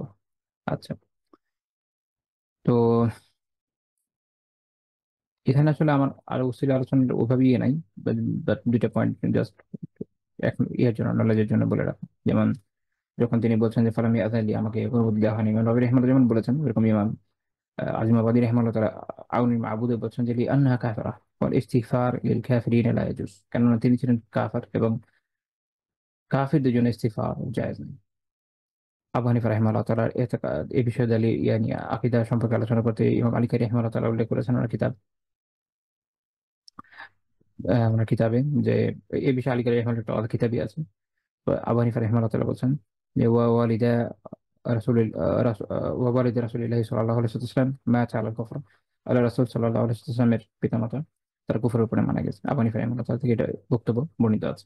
আচ্ছা, এবার আসেন আমরা পরের পয়েন্টে চলে যাই। তিন, তো তিনি আত্মীয়দের ইসলামের দাওয়াত দিতে আগ্রহী ছিলেন, খুব স্বাভাবিক। আল্লাহ তাআলা বলেছেন আমাদের আশিরাতাকাল আকরাবিন, যে আপনি আপনার নিকটবর্তীদেরকে, নিকটবর্তী আত্মীয় স্বজন যারা আছে তাদেরকে ইয়ে করেন, সতর্ক করেন। আশিরা মানে ফাতুল বারীতে ইবনে হাজার রাহিমাহুল্লাহ ব্যাখ্যা করেছেন যে মানে হচ্ছে কওমুহু ওয়া হুম কুরাইশ, তার জাতি যেটা অর্থ কুরাইশ। আল্লাহ তাআলা বিশেষভাবে যখন এই আয়াত নাজিল করলেন তখন আল্লাহ রাসূল সাল্লাল্লাহু আলাইহি ওয়াসাল্লাম কি করলেন, সহিহ বুখারী হাদিস, যে ইয়া মাআশার কুরাইশ, তিনি আপনারা জানেন যে দাঁড়িয়ে তাদেরকে আহ্বান করলেন যে হে কুরাইশরা, ইশতারাউ আনফুসাকুম লা উগনি আনকুম মিনাল্লাহি শাইআ, তো তোমরা নিজেদেরকে আগে জাহান্নাম থেকে বাঁচাও, কারণ আমি তোমাদের ক্ষেত্রে কোনো উপকার করতে পারবো না। ইয়া বানি আব্দি মানাফ লা উগনি আনকুম মিনাল্লাহি শাইআ, হে বনু আব্দুল মানাফ, তোমাদেরও আমি এক্ষেত্রে কোনো উপকার করতে পারবো না। ইয়া আব্বাস বিন আব্দুল মুত্তালিব লা উগনি আনকা মিনাল্লাহি শাইআ, হে আব্বাস বিন আব্দুল মুত্তালিব, আল্লাহ তাআলার ক্ষেত্রে, আল্লাহ তাআলার সামনে আমি আসলে তোমার কোনো উপকার করতে পারবো না। অর্থাৎ এই কথাগুলোর মানে হচ্ছে এই জায়গায় একটা আমরা জানি যে তিনি শাফাত করতে পারবেন, সেটা না, এখানে মূল কথা হচ্ছে যে তুমি যদি ঈমান না আনো তাহলে আমি কিছু করতে পারবো না। তারপর তিনি বলেন ইয়া সাফিয়াতু আমাত রাসূলিল্লাহি সাল্লাল্লাহু আলাইহি ওয়াসাল্লাম লা উগনি আনকি মিনাল্লাহি শাইআ, হে সাফিয়া, আল্লাহ রাসূলের কপি, আল্লাহর কাছ থেকে আমি আপনার ব্যাপারে কোনো কোনো উপকার করতে পারবো না। ওয়া ফাতিমাতু বিনতি মুহাম্মাদিন, মুহাম্মদের কন্যা তনয়া ফাতিমা, সারিনি মা শি'তি মিন মালি, আমার কাছে যা সম্পদ চাওয়ার চাই না। লা উগনি আনকি মিনাল্লাহি শাইআ, আল্লাহর কাছে আমি তোমার কোনো উপকার করতে পারবো না। সহিহ বুখারী রাওয়ায়াত। তো এই যে তিনি আহ তাদেরকে ইয়ে করলেন, এটি এটি আল্লাহ তাআলা যে তাদের এই নির্দেশনা দিলেন যে আপনার নিকটবর্তীদেরকে দাওয়া করেন বা তাদেরকে সতর্ক করেন, এটার যে গূঢ় রহস্য সেই সঙ্গে ইবনে হাজার রাহিমাহুল্লাহ ফাথুল বারীতে বলছেন ওয়াসিরু ফিল আমর বিইনজারিল আকরাবিনা আউওয়ালা, নিকটবর্তীদেরকে সবার আগে সতর্ক করার বিষয়ে যে বিষয়টা, এটার রহস্য হচ্ছে এটা, যে যদি তাদের উপরে হুজ্জা কায়েম হয়ে যায়, তাদের উপর দলিল কায়েম হয়ে যায়, তাহলে এটা বাকিদের কাছে ছড়া যাবে। অর্থাৎ সবাই তো এটাকে দেখে যে তার নিকটাত্মীয়রা কি করেছে। আপনারা বিভিন্ন সিরাতের কিতাব পড়লে দেখবেন যে আরবরা এটা পারস্পরিক প্রশ্ন করেছে বিভিন্ন ক্ষেত্রে, যে তার নিজের জাতির কি অবস্থা, তারা কিভাবে নিচ্ছে। তো এটা একটা গুরুত্বপূর্ণ বিষয় হয়। আবার এখানে সাথে এটাও মনে রাখতে হবে যে হেদায়েত আল্লাহ তাআলার হাতে। খুব স্বাভাবিক যে অনেক সময় আল্লাহ তাআলা বিভিন্ন মাসলাহাতের কারণে জাতির মধ্যে বা নিজের পরিবারের ভিতরে অনেক সময় হেদায়েতটা দেন না। অনেক বড় বড় আলিমের বিষয় আপনি জীবনে পাবেন যে তার পরিবারে বা জাতির ভিতরে ভাবে ভাবে ছড়ায় নাই। তারপরে আপনি দেখবেন যে আর নবী রাসূলদের কথা তো আছেই। ইব্রাহিম আলাইহিস সালাম তার পুরো পরিবার ছেড়ে চলে গেলেন না, শুধু লূত আলাইহিস সালাম তার পরিবার আনলেন, তার বাবা আনলেন না, ওনারা আনলেন না, আত্মীয় স্বজন তো আরো ছিল, খালি তো এই দুইজনই না, নিশ্চয়ই অনেক আত্মীয় স্বজন ছিল, কারণ ওই সময় কাবাইল বিভিন্ন গোত্রীয় জীবনের যুগ। তারপরে খুব স্বাভাবিক আত্মীয় স্বজন তো এক দুজন ছিল না, নিশ্চয়ই অনেক ছিল। তো বাকি আর কেউ কিন্তু ইসলামে আসে নাই। নূহ আলাইহিস সালামের ক্ষেত্রে দেখেন তার নিজের ছেলের কিরকম বর্ণনা আছে যে সে ডুবে মরেছে তুফানে, কারণ সে ইসলামে আসে নাই। এটাই ন্যাচারাল যে হেদায়েত আল্লাহ তাআলার হাতে দিয়ে যাকে ইচ্ছে তাকে হেদায়েত দান করেন, যাকে ইচ্ছে তাকে হেদায়েত দান করেন না। এবং এক্ষেত্রে সবসময় পরিবারের কাজ হবে এরকম না, কিন্তু বিধানটা হচ্ছে এরকম যে আমরা আগে শুরু করবো, পরিবারে দেওয়া শুরু করবো। এখানে একটা বিষয় মনে রাখবেন যে অনেকে এখান থেকে মনে করে যে তার মানে হচ্ছে পরিবারের আগে দিতে হবে, পরিবারের কাজ না করলে কোথাও দেওয়া যাবে না। এবং আলহামদুলিল্লাহ কেউ খুব ভালো মতো দিন পালন করছে, প্রচার করছে মানুষের কাছে, কিন্তু তার পরিবারের মধ্যে হয়তো ওভাবে প্রচারিত হয় নাই। পরিবার বলতে হয়তো বাবা মা ভাই বোনের মধ্যে ওভাবে প্রচারিত হয় নাই, যাদের উপরে আসলে তার ওইভাবে ক্ষমতা তো থাকে না, তাই না? তো ক্ষমতা থাকে নিজের অধস্তন যারা নিজের ছেলে মেয়ে বউ এদের উপরে থাকে। তো দেখা যায় যে প্যারালাল যারা ভাই বোনের এদের উপরে বা বাবা মার উপর অনেক সময় থাকে না। আত্মীয় স্বজন চাচা খালা এদের উপর হয়তো থাকছে না। তো আম, তখন অনেকে এটা নিয়ে অনেক সময় অনেক মন্তব্য করেন, এটা আবার শরীয়ত বিরোধী কথা, এটা কোনো মানে না। কারণ হেদায়েত তো আল্লাহ তাআলার হাতে। আমরা এর আগে বর্ণনা দেখেছি যে খোদ রাসূলুল্লাহ সাল্লাল্লাহু আলাইহি ওয়াসাল্লামের চাচা আবুল হাব সে তো ইসলাম কবুল করেনি, এবং আব্বাস রাদিয়াল্লাহু আনহু ইসলামের আল্লাহ রাসূলের সহানুভূতিশীল ছিলেন, এটা আমরা পরে দেখবো ইনশাআল্লাহ তাআলা। কিন্তু ইসলাম কবুল করেছেন অনেক পরে, অনেক পরে, বদর যুদ্ধের পরে, এবং বেশ কিছুদিন গোপন রেখেছেন ইসলামকে, কিন্তু কবুল করেছেন অনেক পরে, লম্বা সময়। তো এটা দিয়ে তো একসময় মক্কার কাফের এবং অন্যান্যরাও তার বিরুদ্ধে অনেক কথা বলেছে, যে তার নিজের গোত্র তার বিপক্ষে এরকম কথা বলেছে। তো এটা সঠিক কথা না। তো একজন ব্যক্তির কাজ হচ্ছে যে সে তার দাওয়া অবশ্যই আত্মীয় স্বজনকে করবে। আল্লাহ তাআলা বলেছেন যে কুয়ান ফুসাকুম আহলিকুম নার, তুমি নিজেকে এবং নিজের পরিবারকে, আহলকে জাহান্নামের আগুন থেকে বাঁচাও। তো এই চেষ্টা তো সে করবে, কিন্তু এটা সাফল্যের গ্যারান্টি আল্লাহ তাআলা দিতে পারে না। তো সে এই জন্য বসে থাকবে না যে আমার খালি এটা হয়ে তারপরে আমি অন্য জায়গায় যাবে, এটা আসলে কখনো হয় না, এটা বাস্তবসম্মত না। বরং যখনই তার দেওয়ার অন্য কোনো সুযোগ হবে, অন্য কোনো জায়গায় দেওয়ার সুযোগ হবে, সক্ষমতা হবে, সে সেই জায়গায় দেওয়া করবে। তো প্রয়োজনে দেখা গেল যে সে কোনো, সে ক্লাসে আছে, ক্লাসমেটদের সাথে দেওয়া করবে, সে ইনস্টিটিউশনে কাজ করছে সেখানে দেওয়া করবে, অর্গানাইজেশনে করে, এনিওয়ার এলস যেখানে সুযোগ হয়। তো এটা এই জন্য সে বসে থাকবে না, এবং এই দাওয়ার আগ্রহটা থাকা দরকার আত্মীয় স্বজনদের ক্ষেত্রেও, পরিজনের ভিতরে আত্মীয় স্বজনদের ক্ষেত্রেও দাওয়ার আগ্রহটা থাকা জরুরি, যেখানে যেখানে সম্ভব। হয়তো অনেক জায়গায় সম্ভব হবে না, সেটা তো আল্লাহ তাআলা জানেন, কিন্তু যতগুলো জায়গায় সম্ভব চেষ্টা করবেন ইনশাআল্লাহ তাআলা। আচ্ছা, সামগ্রিকভাবে দাওয়াত আমরা দেখলাম, এককভাবেও রাসূলুল্লাহ সাল্লাল্লাহু আলাইহি ওয়াসাল্লাম দাওয়াত দিয়েছেন। এবং আমরা এরকম দেখি যে তিনি রাসূলুল্লাহ সাল্লাল্লাহু আলাইহি ওয়াসাল্লাম আলী রাদিয়াল্লাহু আনহুকে, তিনি যখন এককভাবে দাওয়াত দিচ্ছেন তখন আলী রাদিয়াল্লাহু আনহু তার দাওয়াকে কবুল করেছেন এবং ইসলাম কবুল করেছেন সবার আগে, তার পরিবারের ভিতরে খাদিজা রাদিয়াল্লাহু আনহার পরে। চাচাতো ভাই যারা আছেন বা চাচা, এই দিক থেকে যদি চিন্তা করেন তাহলে প্রথম কে গ্রহণ করছেন, আলী রাদিয়াল্লাহু আনহু করেছেন। ইবনে আব্বাস রাদিয়াল্লাহু আনহু বলছেন যে আউয়ালু মান সাল্লা আলাইহি, সর্বপ্রথম যিনি সালাত আদায় করেছেন তিনি হচ্ছেন আলী। অন্য জায়গায় আছে আসলামা, যে প্রথমে ইসলাম কবুল করেছেন, তিরমিজি 3734 নম্বর হাদিস, শেখ আলবানী রাহিমাহুল্লাহর মতো সনদ সহিহ। আবার এটার মানে এরকম না যে সর্বপ্রথম তিনি কবুল করেছেন, কারণ স্বাভাবিক রাসূলুল্লাহ সাল্লাল্লাহু আলাইহি ওয়াসাল্লামের কাছে যখন ওয়াহী আসে তিনি প্রথমে গেছেন খাদিজা রাদিয়াল্লাহু আনহার কাছে, এবং তিনি তো ওই সময় একসেপ্ট করেছেন, আমরা জানি। তো এই জন্য আলাদা আলাদা বর্ণনা কয়েকটা আছে। এবং ইমাম তিরমিজি রাহিমাহুল্লাহ বলছেন যে ওয়াকাদ ইখতালাফা আহলুল ইলমি ফি হাযা ক্বালা বা'দুহুম আউয়ালু মান আসলামা আবু বকর as-সিদ্দিক। তিনি বলছেন যে এটা নিয়ে আহলুল ইলমের মধ্যে একটা ইখতিলাফ হয়েছে, অন্য সময় তার কথা বলছেন যে কেউ মনে করেন যে প্রথম ইসলাম কবুল করেছেন আবু বকর ওয়া বা'দুহু, আর কারোর মধ্যে হচ্ছে আউয়ালু মান আসমা আলী, সর্বপ্রথম আলী রাদিয়াল্লাহু আনহু ইসলাম কবুল করেছেন। ওয়া ক্বালা বা'দু আহলিল ইলমি, আর কিছু আহলুল ইলম বলেন যে আউয়ালু মান আslama মিনার রিজালি আবু বকর ওয়া আসলামা আলীয়ুন ওয়া হুয়া গুলাম ইবনু সামানি সিনিন। তিনি বলছেন যে আর একদল আহলে ইলম বলেন, এবং এটাই রাজের মত, আলিমরা এই মতের উপরে পরবর্তী যুগে এই মতে গ্রহণ করেছেন, সেটা হচ্ছে কি, যে সর্বপ্রথম ইসলাম কবুল করেছেন পুরুষদের ভিতরে, মানে রিজালের মধ্যে, পুরুষের মধ্যে হচ্ছে আবু বকর রাদিয়াল্লাহু আনহু। কারণ আলী রাদিয়াল্লাহু আনহু তো পুরুষ ছিলেন না, শিশু ছিলেন। আরবরা রিজাল দিয়ে, রাজুলুন দিয়ে প্রাপ্তবয়স্ক পুরুষ বোঝায়। আর আর আমরা বলি না বাচ্চা ছেলে, আবার বড় মানুষ আলাদা বলি। আহ, গুলাম হচ্ছে এটা সাবি থেকে একটু বড়, উনি হচ্ছে ওই সময় 8 বছরের বয়স ছিল, তিরমিজি রাহিমাহুল্লাহ বলছেন। তো কাজী গোলামদের ভিতরে, শিশুদের ভিতরে বা অল্প বয়স্ক বাচ্চা যারা, তাদের ভিতরে সর্বপ্রথম ইসলাম কবুল করেছেন আলী রাদিয়াল্লাহু আনহু। ওয়া আউয়ালু মান আসলামা মিনান নিসাই খাদিজা, আর নারীদের মধ্যে প্রথম ইসলাম কবুল করেছেন খাদিজা রাদিয়াল্লাহু আনহা। আচ্ছা, তারপরে পয়েন্ট আমরা যাব 5 নম্বর। তো আমরা দেখলাম যে তার একক দাওয়া, সামগ্রিক দাওয়া, আলহামদুলিল্লাহ এই বিষয়ে আমরা দেখলাম।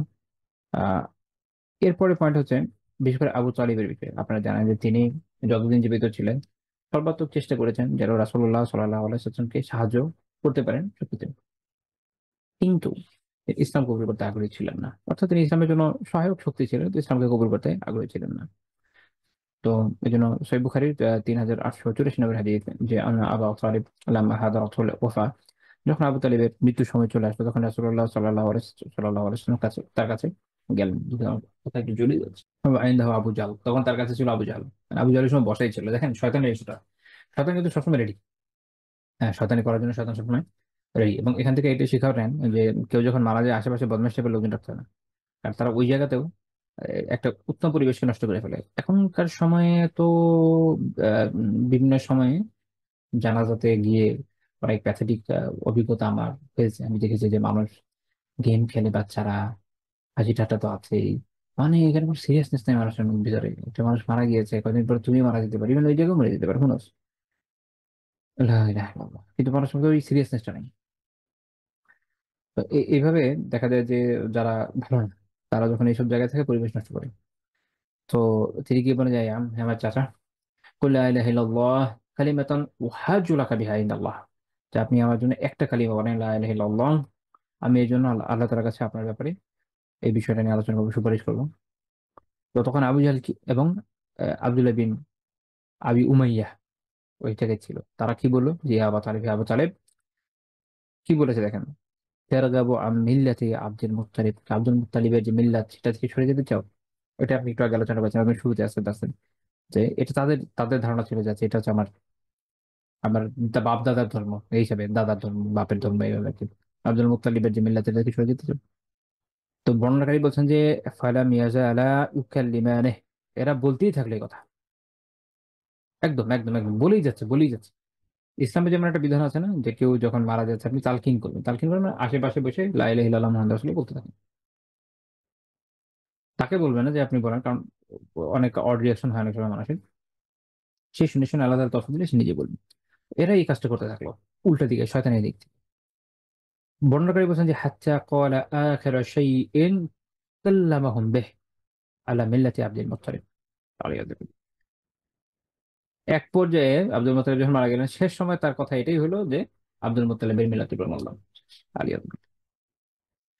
তখন রাসূলুল্লাহ সাল্লাল্লাহু আলাইহি ওয়াসাল্লামের উপরে যেহেতু এই বিধান নাযিল হয় নাই যে আপনি ওই যারা ঈমানের উপর মরেন এদের জন্য ইস্তিগফার করতে পারবেন না, তো তিনি কি বললেন, বলেন যে আস্তাগফিরান্না লাকা মা লাম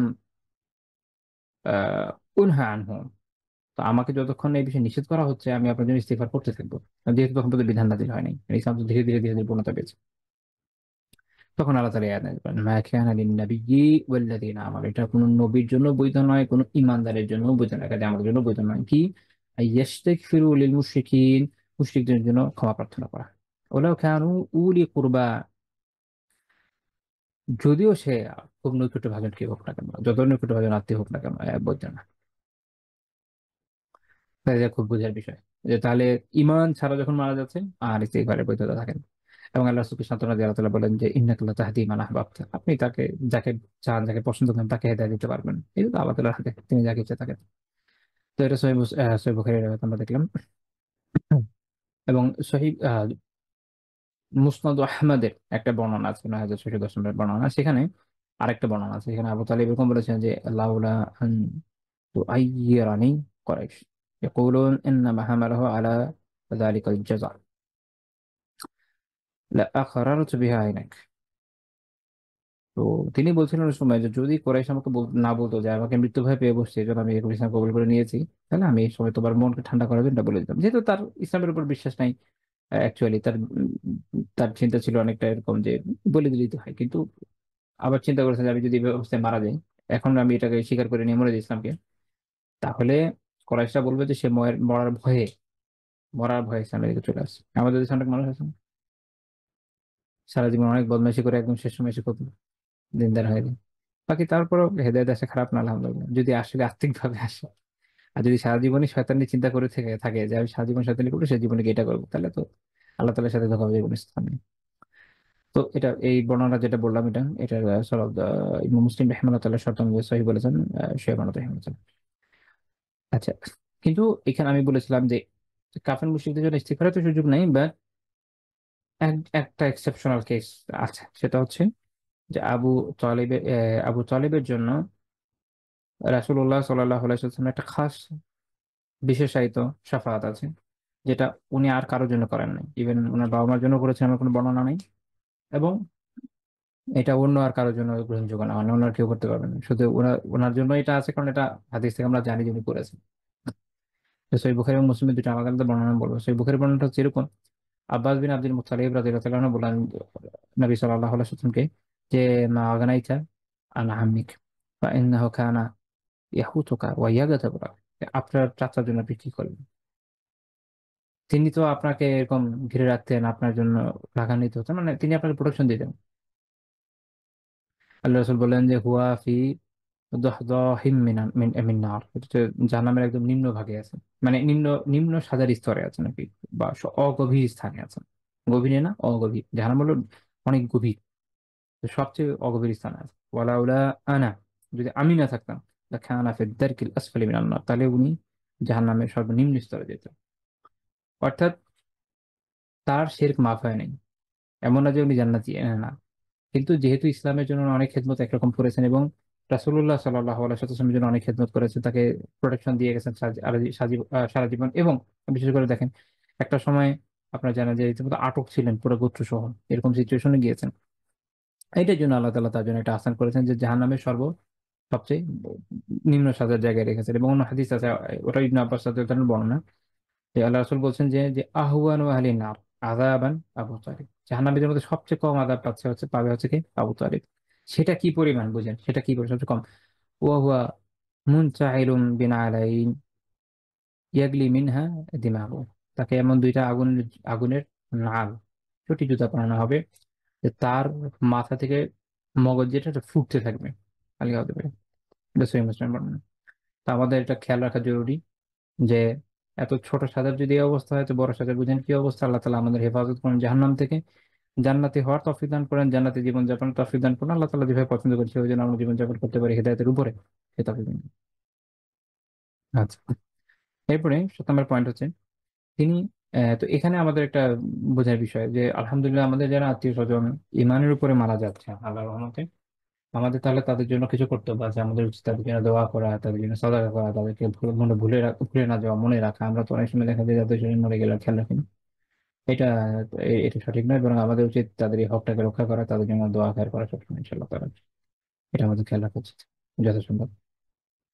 আমাদের হচ্ছে এরকম যে আমরা আমাদের পরিবার পরিজন থেকে কেউ মারা গেলে দেখা যায় যে বাকিরা ওটার খেয়াল রাখছেন না। এটা দুঃখজনক।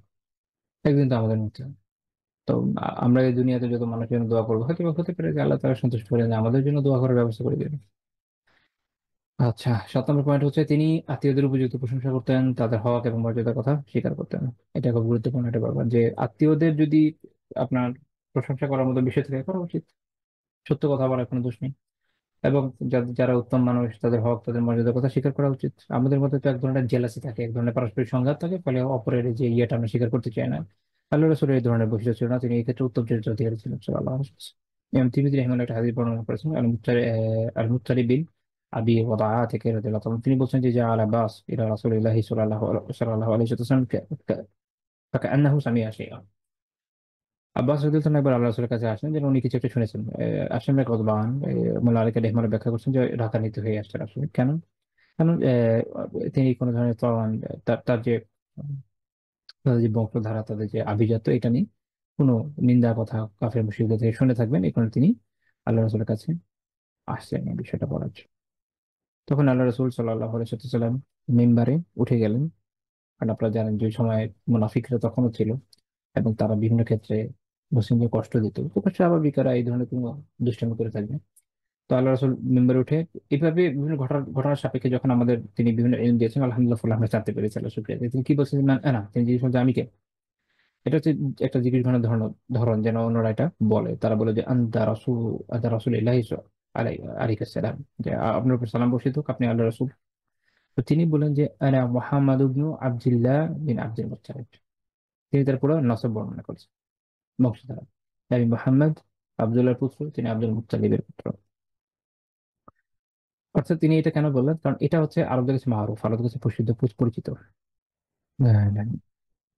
তো ইমাম তিবরি রহিমাহুল্লাহ এটা গুরুত্বপূর্ণ কথা বলেছেন। যেমন কুরাইশরা এক সময় বলেছেন না যে আল্লাহ তাআলা কোরআনে সূরা যুখরুফে তাদের দাবি খণ্ডন করে কি বলছেন যে লাউলা নুজিলা হাযাল কুরআন আলা রাজুলিন মিনাল ক্বরিয়াতাইন আযীম, এই দুই জনপদের সব প্রসিদ্ধ কোনো আযীম কোন ব্যক্তিত্বের কাছে, কোনো বড় ব্যক্তিত্বের কাছে এই কোরআন কেন নাযিল হলো না। অর্থাৎ তাদের কাছে দৃষ্টিভঙ্গিতে ছিল যে আল ওয়ালিদ বিন মুগিরা অথবা উরওয়া বিন মাসউদ আস-সাকাফি, তারা হচ্ছে এটার উপযুক্ত লোক, সবচেয়ে প্রসিদ্ধ সম্ভ্রান্ত। তো তার জায়গায় কেন আল্লাহ রাসূল সাল্লাল্লাহু আলাইহি ওয়াসাল্লামের উপর এটা নাজিল হলো, এটা নিয়ে তাদের আপত্তি ছিল। কাফিররা কত ধরনের আপত্তি করে, এরকম এটা একটা আপত্তি। তো যাই হোক, তা আল্লাহ রাসূল বলে বুঝিয়ে দিলেন যে না, তার বংশমর্যাদা হচ্ছে এরকম। এবং তিনি কি বলেন যে ইন্নাল্লাহা খালাকাল খালকা ফাজআলানি ফি খায়রিহিম ফিরকা, যে আল্লাহ তাআলা তার সৃষ্টি করলেন, এর মধ্যে আহ তাদের মধ্যে সর্বোত্তম যে অংশ, সেখানে আমাকে স্থাপন করলেন। অর্থাৎ মহাদিসরা ব্যাখ্যা করছেন যে ইন্নাল্লাহ খালাকাল খালকা, অর্থাৎ তিনি জিন এবং ইনসানকে সৃষ্টি করলেন এবং আমাকে এদের মধ্যে সবচেয়ে উত্তম অংশ অর্থাৎ মানুষের মধ্যে সেখানে স্থাপন করলেন। তো এখানেও বোঝা যাচ্ছে যে মানুষ আল আশরাফুল মাখলুকাত এই হিসেবে আছেন। তারপরে তিনি বললেন সুম্মা জাআলাহুম ফিরকাতাইনি ফাজাআলানি ফি খাইরিহিম ফিরকা। এরপর এদেরকে আবার দুইটা দলে ভাগ করলেন, তারপরে আমাকে এর মধ্যে সবচেয়ে উত্তম অংশ রাখলেন। ফিরকাতাইন এখানে দুইটা অংশ বলতে আরব এবং আজম, একটা হচ্ছে আরব একটা হচ্ছে অন আরব, এবং আমাকে এর উত্তম অংশ অর্থাৎ আরবের মধ্যে রাখলেন, অর্থাৎ আমি আরব। আচ্ছা, তারপরে তিনি বললেন সেটা হচ্ছে সুম্মা জাআলাহুম কাবাইল, এরপর এদেরকে অর্থাৎ আরবদেরকে তিনি অনেকগুলো কাবিলা গোত্রে বিভক্ত করলেন। ফাজাআলানি ফি খাইরিহিম কাবিলা, এর মধ্যে সর্বোত্তম যে কাবিলা অর্থাৎ কুরাইশ, আমাকে তার মধ্যে রাখলেন। সুম্মা জাআলাহুম বুয়ুতা, এরপরে এদেরকে বিভিন্ন ঘরে ঘরে অর্থাৎ বিভিন্ন, আমরা বলি না ইংরেজিতে বলেন হাউস অমুক অমুক, বাংলাতে এটা আসলে বুয়ুতের এভাবে প্রয়োগ নেই, কারণ আমাদের ক্ল্যান কোথা তো নাই। তো এরকম যেটা সর্বোত্তম হাউস, ফাজাআলানি ফি খাইরিহিম বাইতা ও খাইরিন নাসাবা, সেটা আমাকে রাখলেন। সবচেয়ে উত্তম যেটা হাউস, সবচেয়ে উত্তম যেটা নাসাব বংশ, সেখানে রাখলেন, সেটা কি বনু হাসিম। তো এই হাদিস ইমাম তিরমিজি রাহিমাহুল্লাহ হাসান, সুনান তিরমিজি 3532 নম্বর হাদিস। তো এখানে আমরা দেখি যে রাসূলুল্লাহ সাল্লাল্লাহু আলাইহি ওয়াসাল্লাম এটা উনি বলে দিচ্ছেন এই জায়গাতে যে আল্লাহ তাআলা কিভাবে তাকে সিলেক্ট করেছেন, বেস্ট যে বংশধারা এটাকে তাকে দিয়েছেন। খুব স্বাভাবিক, আপনাদের খেয়াল আছে হয়তো হিরাক্লিয়াস যখন আবু সুফিয়ান রাদিয়াল্লাহু তাআলা ইসলাম কবুল করেন এই সময়, তো তিনি যখন হিরাক্লিয়াসের কাছে ছিলেন গেলেন, সহিহ বুখারী এবং শুরু বর্ণনা আপনারা জানেন যে সেখানে হিরাক্লিয়াস তাকে যখন জিজ্ঞেস করেছিল যে তার বংশধারা কেমন, তিনি কিন্তু বলেছেন যে সম্ভ্রান্ত। তিনি বলছেন যে হিরাক্লিয়াস তখন বলেছেন যে এটা হচ্ছে নবীদের বংশধারা, মানে সম্ভ্রান্ত, সম্ভ্রান্ত বংশধারাতে আল্লাহ তাআলা তাদেরকে সৃষ্টি করেন। তো আল্লাহ রসুল এখানে তার নিজের অবস্থানটা বলে দিলেন, তার আত্মীয়দের বিষয়ে বলে দিলেন, যেন তাদেরকে ছোট করা না হয়। কারণ একদিক দিয়ে মুশরিকরা ছোট করার বিষয় আছে, মুনাফিকদের বিষয় আছে, আবার ইহুদিদের বিষয় আছে যারা নিজেরা মনে করতো তাদের বংশ তারা বেস্ট ওয়ান। আল্লাহ আল্লাহ রসুল এই সবগুলাকে ডিমান্ড করে দিলেন যে না, এটা হলো সর্বশ্রেষ্ঠ নসব, সবচেয়ে শ্রেষ্ঠ বংশধারা হচ্ছে এটা, যেটা আল্লাহ তালা এইভাবে তৈরি করেছে। আচ্ছা, আরেকটা বিষয় হচ্ছে এই এই যে এই ধরনের কিছু বর্ণনা আছে, এটা আল্লাহ রসুল সাল্লাহ আলাইহি ফখর বা গর্ব অহংকারের জন্য করতে পারেন, কারণ গর্ব অহংকার ইসলামে বৈধ করা হয়নি। এটা উনি আল্লাহ তাআলার যে নিয়ামত তার প্রতি, তার তার বংশধারার প্রতি সেটা প্রকাশ করেছেন। এটা আমাদের খেয়াল রাখতে হবে। আচ্ছা, আরেকটা উদাহরণ আমি এই প্রসঙ্গে দিই, সেটা এটা দিয়ে আমি আজকে আলোচনা ইনশাআল্লাহ তাআলা শেষ করবো। আব্বাস রাদিয়াল্লাহু আনহু একটা ঘটনা। তো উনি একবার আহ, আব্বাস রাদিয়াল্লাহু আনহুকে দেখে বলছেন যে হায়াত আল আব্বাস ইবনে আব্দুল মুত্তালিব, এটা হচ্ছে আব্বাস ইবনে আব্দুল মুত্তালিব, আজওয়াদু কুরাইশ কাফান ওয়া আসলুহা ওয়া আওসালুহা। তিনি বললেন না যে এ হচ্ছে কোরাইশ আব্বাস, তিনি কোরাইশদের ভিতরে সবচেয়ে মহানুভব, সবচেয়ে উদার এবং আত্মীয়তা রক্ষা সবচেয়ে অগ্রগামী ব্যক্তিত্ব। এটা মুসনাদ আহমদের 1610 নম্বর হাদিস, শোয়বান রাহিমাহুল্লাহর মতো সনদ হাসান। তো তিনি যেটা বললেন, এখন দেখেন আব্বাস রাদিয়াল্লাহু আনহু কেমন ছিলেন। আহ, আমি যদি একটু বলি, শেখ আল বান্না রাহিমাহুল্লাহ তাআলা ওনার কিতাব আছে ফাতহুর রাব্বানি বিতারতিবি মুসনাদ ইমাম আহমদ বিন হাম্বল শাইবানি, এবং এটার এটার টিকাতে এটার ব্যাখ্যা গ্রন্থ উনি লিখেছেন। শেখ বান্না হচ্ছে শেখ হাসান আল বান্নার বাবা, আপনার হাসান আল বান্নার নাম শুনে থাকবেন, ওনার বাবা। ওনার এই কাজটা অনেক বিখ্যাত। মুসনাদ ইমাম আহমদের মুসনাদ তিনি একটা বিন্যাস নিয়েছেন, একটা বিন্যাস একটু ডিফারেন্ট টাইপের, ফিকি বিন্যাস নিয়ে এসেছেন এবং এটা নিজে ব্যাখ্যা লিখেছেন। তো যাই হোক, ওখানে উনি যে আলোচনা করেছেন আমি সংক্ষেপে ওখান থেকে শুধু বলছি, যেমন দেখেন আব্বাস রাদিয়াল্লাহু আনহু, এক তো তিনি আল্লাহ রাসূলের চাচা, এবং তাকে বলা আছে আহ তার উনি হচ্ছে আবুল ফজল আল হাশমি, এবং তিনি আল্লাহ রাসূল থেকে বড় ছিলেন 2 বছর বা 3 বছরে, খুব বেশি বড় না। এবং ইসলামের আগে, ইসলাম গ্রহণের আগে তিনি কুরাইশের সর্দার ওই সময় ছিলেন। আমি এর আগের দিন আপনাদের সাথে আলোচনা করেছি এই বিষয়ে। এবং মসজিদুল হারামের দায়িত্ব তার ছিল, বিশেষ করে হাজিদেরকে পানি পান করার দায়িত্বটা তার কাছে ছিল। এবং অন্যান্য আমি আর কয়েকটা কিতাবে দেখেছি, যেমন তার বৈশিষ্ট্য ছিল যে বনু হাশিমের মধ্যে কেউ যদি অভুক্ত থাকতো তিনি খাবার খাওয়াতেন, পোশাক না থাকলে তিনি তাদেরকে পড়াতেন। এবং রাসূলুল্লাহ সাল্লাল্লাহু আলাইহি সাল্লামের আনসার বা সাহায্যকারী ভূমিকা ছিলেন মক্কায়। আপনারা হয়তো জানেন যে যখন ইয়ে হলো, এই যে আনসাররা যখন তার কাছে গেলেন মক্কাতে, তখন যে বায়াতটা নিলেন তারা, ওই সময় কেউ বসতেছিলেন আল্লাহ রাসূলের পক্ষে তার সাথে, আব্বাস রাদিয়াল্লাহু আনহু। এবং তিনি মোটেও ইসলামের বিরুদ্ধে বা মুসলিমদের বিরুদ্ধে যুদ্ধে আগ্রহী ছিলেন না, কিন্তু ওই সময় তিনি যেহেতু বনু হাশিমের সর্দার ছিলেন, তাদেরকে জোর করে মক্কার মুশরিকরা বদরের যুদ্ধে নিয়ে আসেন। উনিও সেখানে আসেন, বাট উনি এই সময় আটক হন। পরে মুক্তিপণ দিয়ে মুক্তি পান, কারণ আল্লাহ রসুল সাল্লাল্লাহু আলাইহি ওয়াসাল্লাম এই জায়গায় কোনো আহ, যেটা বলে যে বা কি বলে নেপোটিজম বলে স্বজন প্রীতি এই ধরনের কিছু করেননি। বিধানসভার জন্য ছিলেন তিনি, কিন্তু জানেন যে এদেরকে, এবং অন্যান্য বর্ণনা আছে যে বনু হাসিমকে হত্যা করেন, এরকম কিছু বর্ণনা আছে। এর কারণ হচ্ছে এটা যে তাদেরকে জোর করে আনা হয়েছে, এটা রাসূল জানতেন, কিন্তু যেহেতু যুদ্ধ থেকে গ্রেফতার হয়েছে তার কাছে কিন্তু ফ্রিতে ছেড়ে দেওয়া হয়নি। হ্যাঁ, তার কাছ থেকে ইয়ে নেওয়া হয়েছে, মুক্তিপণ নেওয়া হয়েছে। এরপর তিনি ইসলাম কবুল করেন ফতে মক্কার অল্প সময় আগে। গোপন রেখেছিলেন, ওই সময় প্রকাশ করেন। এবং আব্বাস রাদিয়াল্লাহু ব্যাপারে আমি অন্য একটা কিতাবে পড়েছিলাম, সেটা যদি বলি আপনাদের সাথে, যে যখন আই থিঙ্ক হারুন আর রশিদের সময় বা মনসুরের সময় তারা একটা একটা ইয়ে করেছিল, একটা পরিসংখ্যান করেছিল। সেই সময় তার বংশধারা ছিল আপনার প্রায় 6 লাখের মতো, সুবহানাল্লাহ। এবং বনু আব্বাস যে খেলাফা, এটা কিন্তু ওনারই বংশধারা পরবর্তী সময়। তো উনি আমার এক ব্যক্তিত্ব ছিলেন, 32 হিজরিতে বা 34 হিজরিতে মারা গিয়েছে। আরেকটা মত হচ্ছে যে আপনার আরেকটু পরের মতো আছে, যখন মারা যান তখন তার বয়স ছিল 88 বছর। আল্লাহ তাআলা লম্বা হায়াত দিয়েছিলেন। তো এবং সাহাবীরা তাকে কিরকম সম্মান করতেন যদি এটা বর্ণনা আপনাদেরকে দিই। আহ আল্লামা মোহাম্মদ আল খাদের হাসান খেদি রাহিমাহুল্লাহ একটা কিতাব আছে, যেটা হচ্ছে কাউসারুল মাআনি আদ-দাওয়ারি ফি ফি কাশফি খাবায়া সহিহুল বুখারী। এখানে উনি আবু জিনা রাহিমাহুল্লাহ থেকে বর্ণনা করছেন যে যখন আব্বাস রাদিয়াল্লাহু আনহু পাশ দিয়ে যদি ওমর রাদিয়াল্লাহু তাআলা বা ওসমান রাদিয়াল্লাহু তাআলা আনহু কোন সাওয়ারিতে আরোহণ করে তার পাশ দিয়ে চলতেন, আব্বাস রাদিয়াল্লাহু আনহুকে দেখলে তার সম্মানে তারা থামিয়ে নেমে যেতেন। এবং আব্বাস রাদিয়াল্লাহু আনহু অনুমতি দেওয়ার পরে তারা আবার চলা শুরু করতেন। এটা আল্লাহ রাসূলের প্রতি মহব্বতের কারণে, আল্লাহ রাসূলের প্রতি মহব্বতের কারণে। এবং আব্বাস রাদিয়াল্লাহু আনহুর ব্যক্তিত্ব এরকম ছিল। তো যাই হোক, আমাদের আজকের আলোচনা এই পর্যন্ত থাকবে। তো আমরা এখানে দেখি যে রাসূলুল্লাহ সাল্লাল্লাহু আলাইহি ওয়াসাল্লাম তার আত্মীয়দের ক্ষেত্রে যার উত্তম গুণ আছে এটা কিন্তু বলছেন, এটা মানুষের সামনে সুন্দর করে উল্লেখ করছেন। আমাদের মধ্যে একটা খুব বাজে স্বভাব আছে, আমরা কারো প্রশংসা করতে চাই না। কারো যদি ভালো গুণ থাকে এটা প্রশংসা করতে দোষ কি, এত ভালো, সে উৎসাহ পাবে ইনশাআল্লাহ তাআলা। আবার এমনও করার দরকার নাই যেটা সে কি হয়ে যায়। আপনারা জানেন যে একটা হাদিসে প্রশংসার নিষেধ আছে, সেটা হচ্ছে কি অতি প্রশংসা, যেটা নাই এমন প্রশংসা করবেন, মিথ্যা প্রশংসা করবেন বা অতিরঞ্জন করবেন, এটা না। এটা মানুষের সামান্য যে সাধারণ যে যে গুণ, যে তার মধ্যে এই উত্তম বৈশিষ্ট্যটা আছে, এটা দিয়ে যদি তাকে উৎসাহিত করা যায়, এটা করার মধ্যে কোনো ক্ষতি নেই। আমরা এই হাদিসে দেখলাম যে রাসূলুল্লাহ সাল্লাল্লাহু আলাইহি ওয়াসাল্লাম আব্বাস রাদিয়াল্লাহু আনহুর উত্তম গুণ উল্লেখ করছেন কিন্তু অন্যদের সামনে। এবং তিনি এটা বুঝেন, তিনি এটা জানতেন যে তার মধ্যে এটা ফাখার বা গর্ব অহংকার তৈরি করবে না, কাজে এটা তাকে হার দিকে নিবে না। আপনি যদি কারো ব্যাপারে জানেন যে ইনশাআল্লাহ তারা তার এই বিষয়টা এরকম হবে না, তো তাকে ওইভাবে আপনি অন্যের সামনে প্রশংসা করতে পারেন। আর যদি এরকম জানা যায় যে তার মধ্যে একটু সম্ভাব্য সমস্যা তৈরি হতে পারে, তো প্রয়োজন নেই। অথবা এমন ভাষায় উল্লেখ করলেন, এমন ভাষায় উল্লেখ করলেন যেন এটা তার মধ্যে গর্ব অহংকার তৈরি না করে, বরং সে আরো উৎসাহিত হয় যে এরকম নেক কাজ করার ক্ষেত্রে।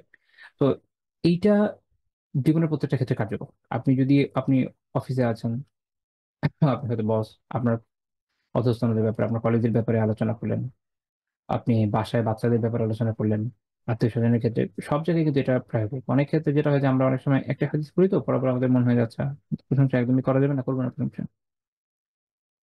তখন মানুষের মনে একদম একটা এরকম চিন্তা হয়ে যাবে যে আরে ওই লোকটা তো পুরো কঞ্জুস, সে জীবনে কখনো মানে আর্থিক কঞ্জুস তো আছে, এটা কি প্রশংসা দিতে কঞ্জুস, তার কোনো প্রশংসা করে না। আল্লাহ রাসূল কিন্তু এরকম না, উনি কিন্তু সাল্লাল্লাহু আলাইহি ওয়াসাল্লাম প্রশংসা করেছে। হাদিসগুলো সবগুলো একসাথে করে বুঝতে হয়। এই জন্য আমি বারবার সতর্ক করি যে ফকিহ এবং মুহাদ্দিসরা কি বলেছেন ওগুলো দেখে নিন। তো যাই হোক, আজকের আমাদের আলোচনা এই পর্যন্ত থাকবে। আল্লাহ তাআলা আমাদের এই আলোচনা দ্বারা উপকৃত হতে তৌফিক দান করুন। আমি সুবহানাকাল্লাহি ওয়া বিহামদিহি লা ইলাহা ইল্লা আনতা আস্তাগফিরুকা ওয়া আতুবু ইলাইক।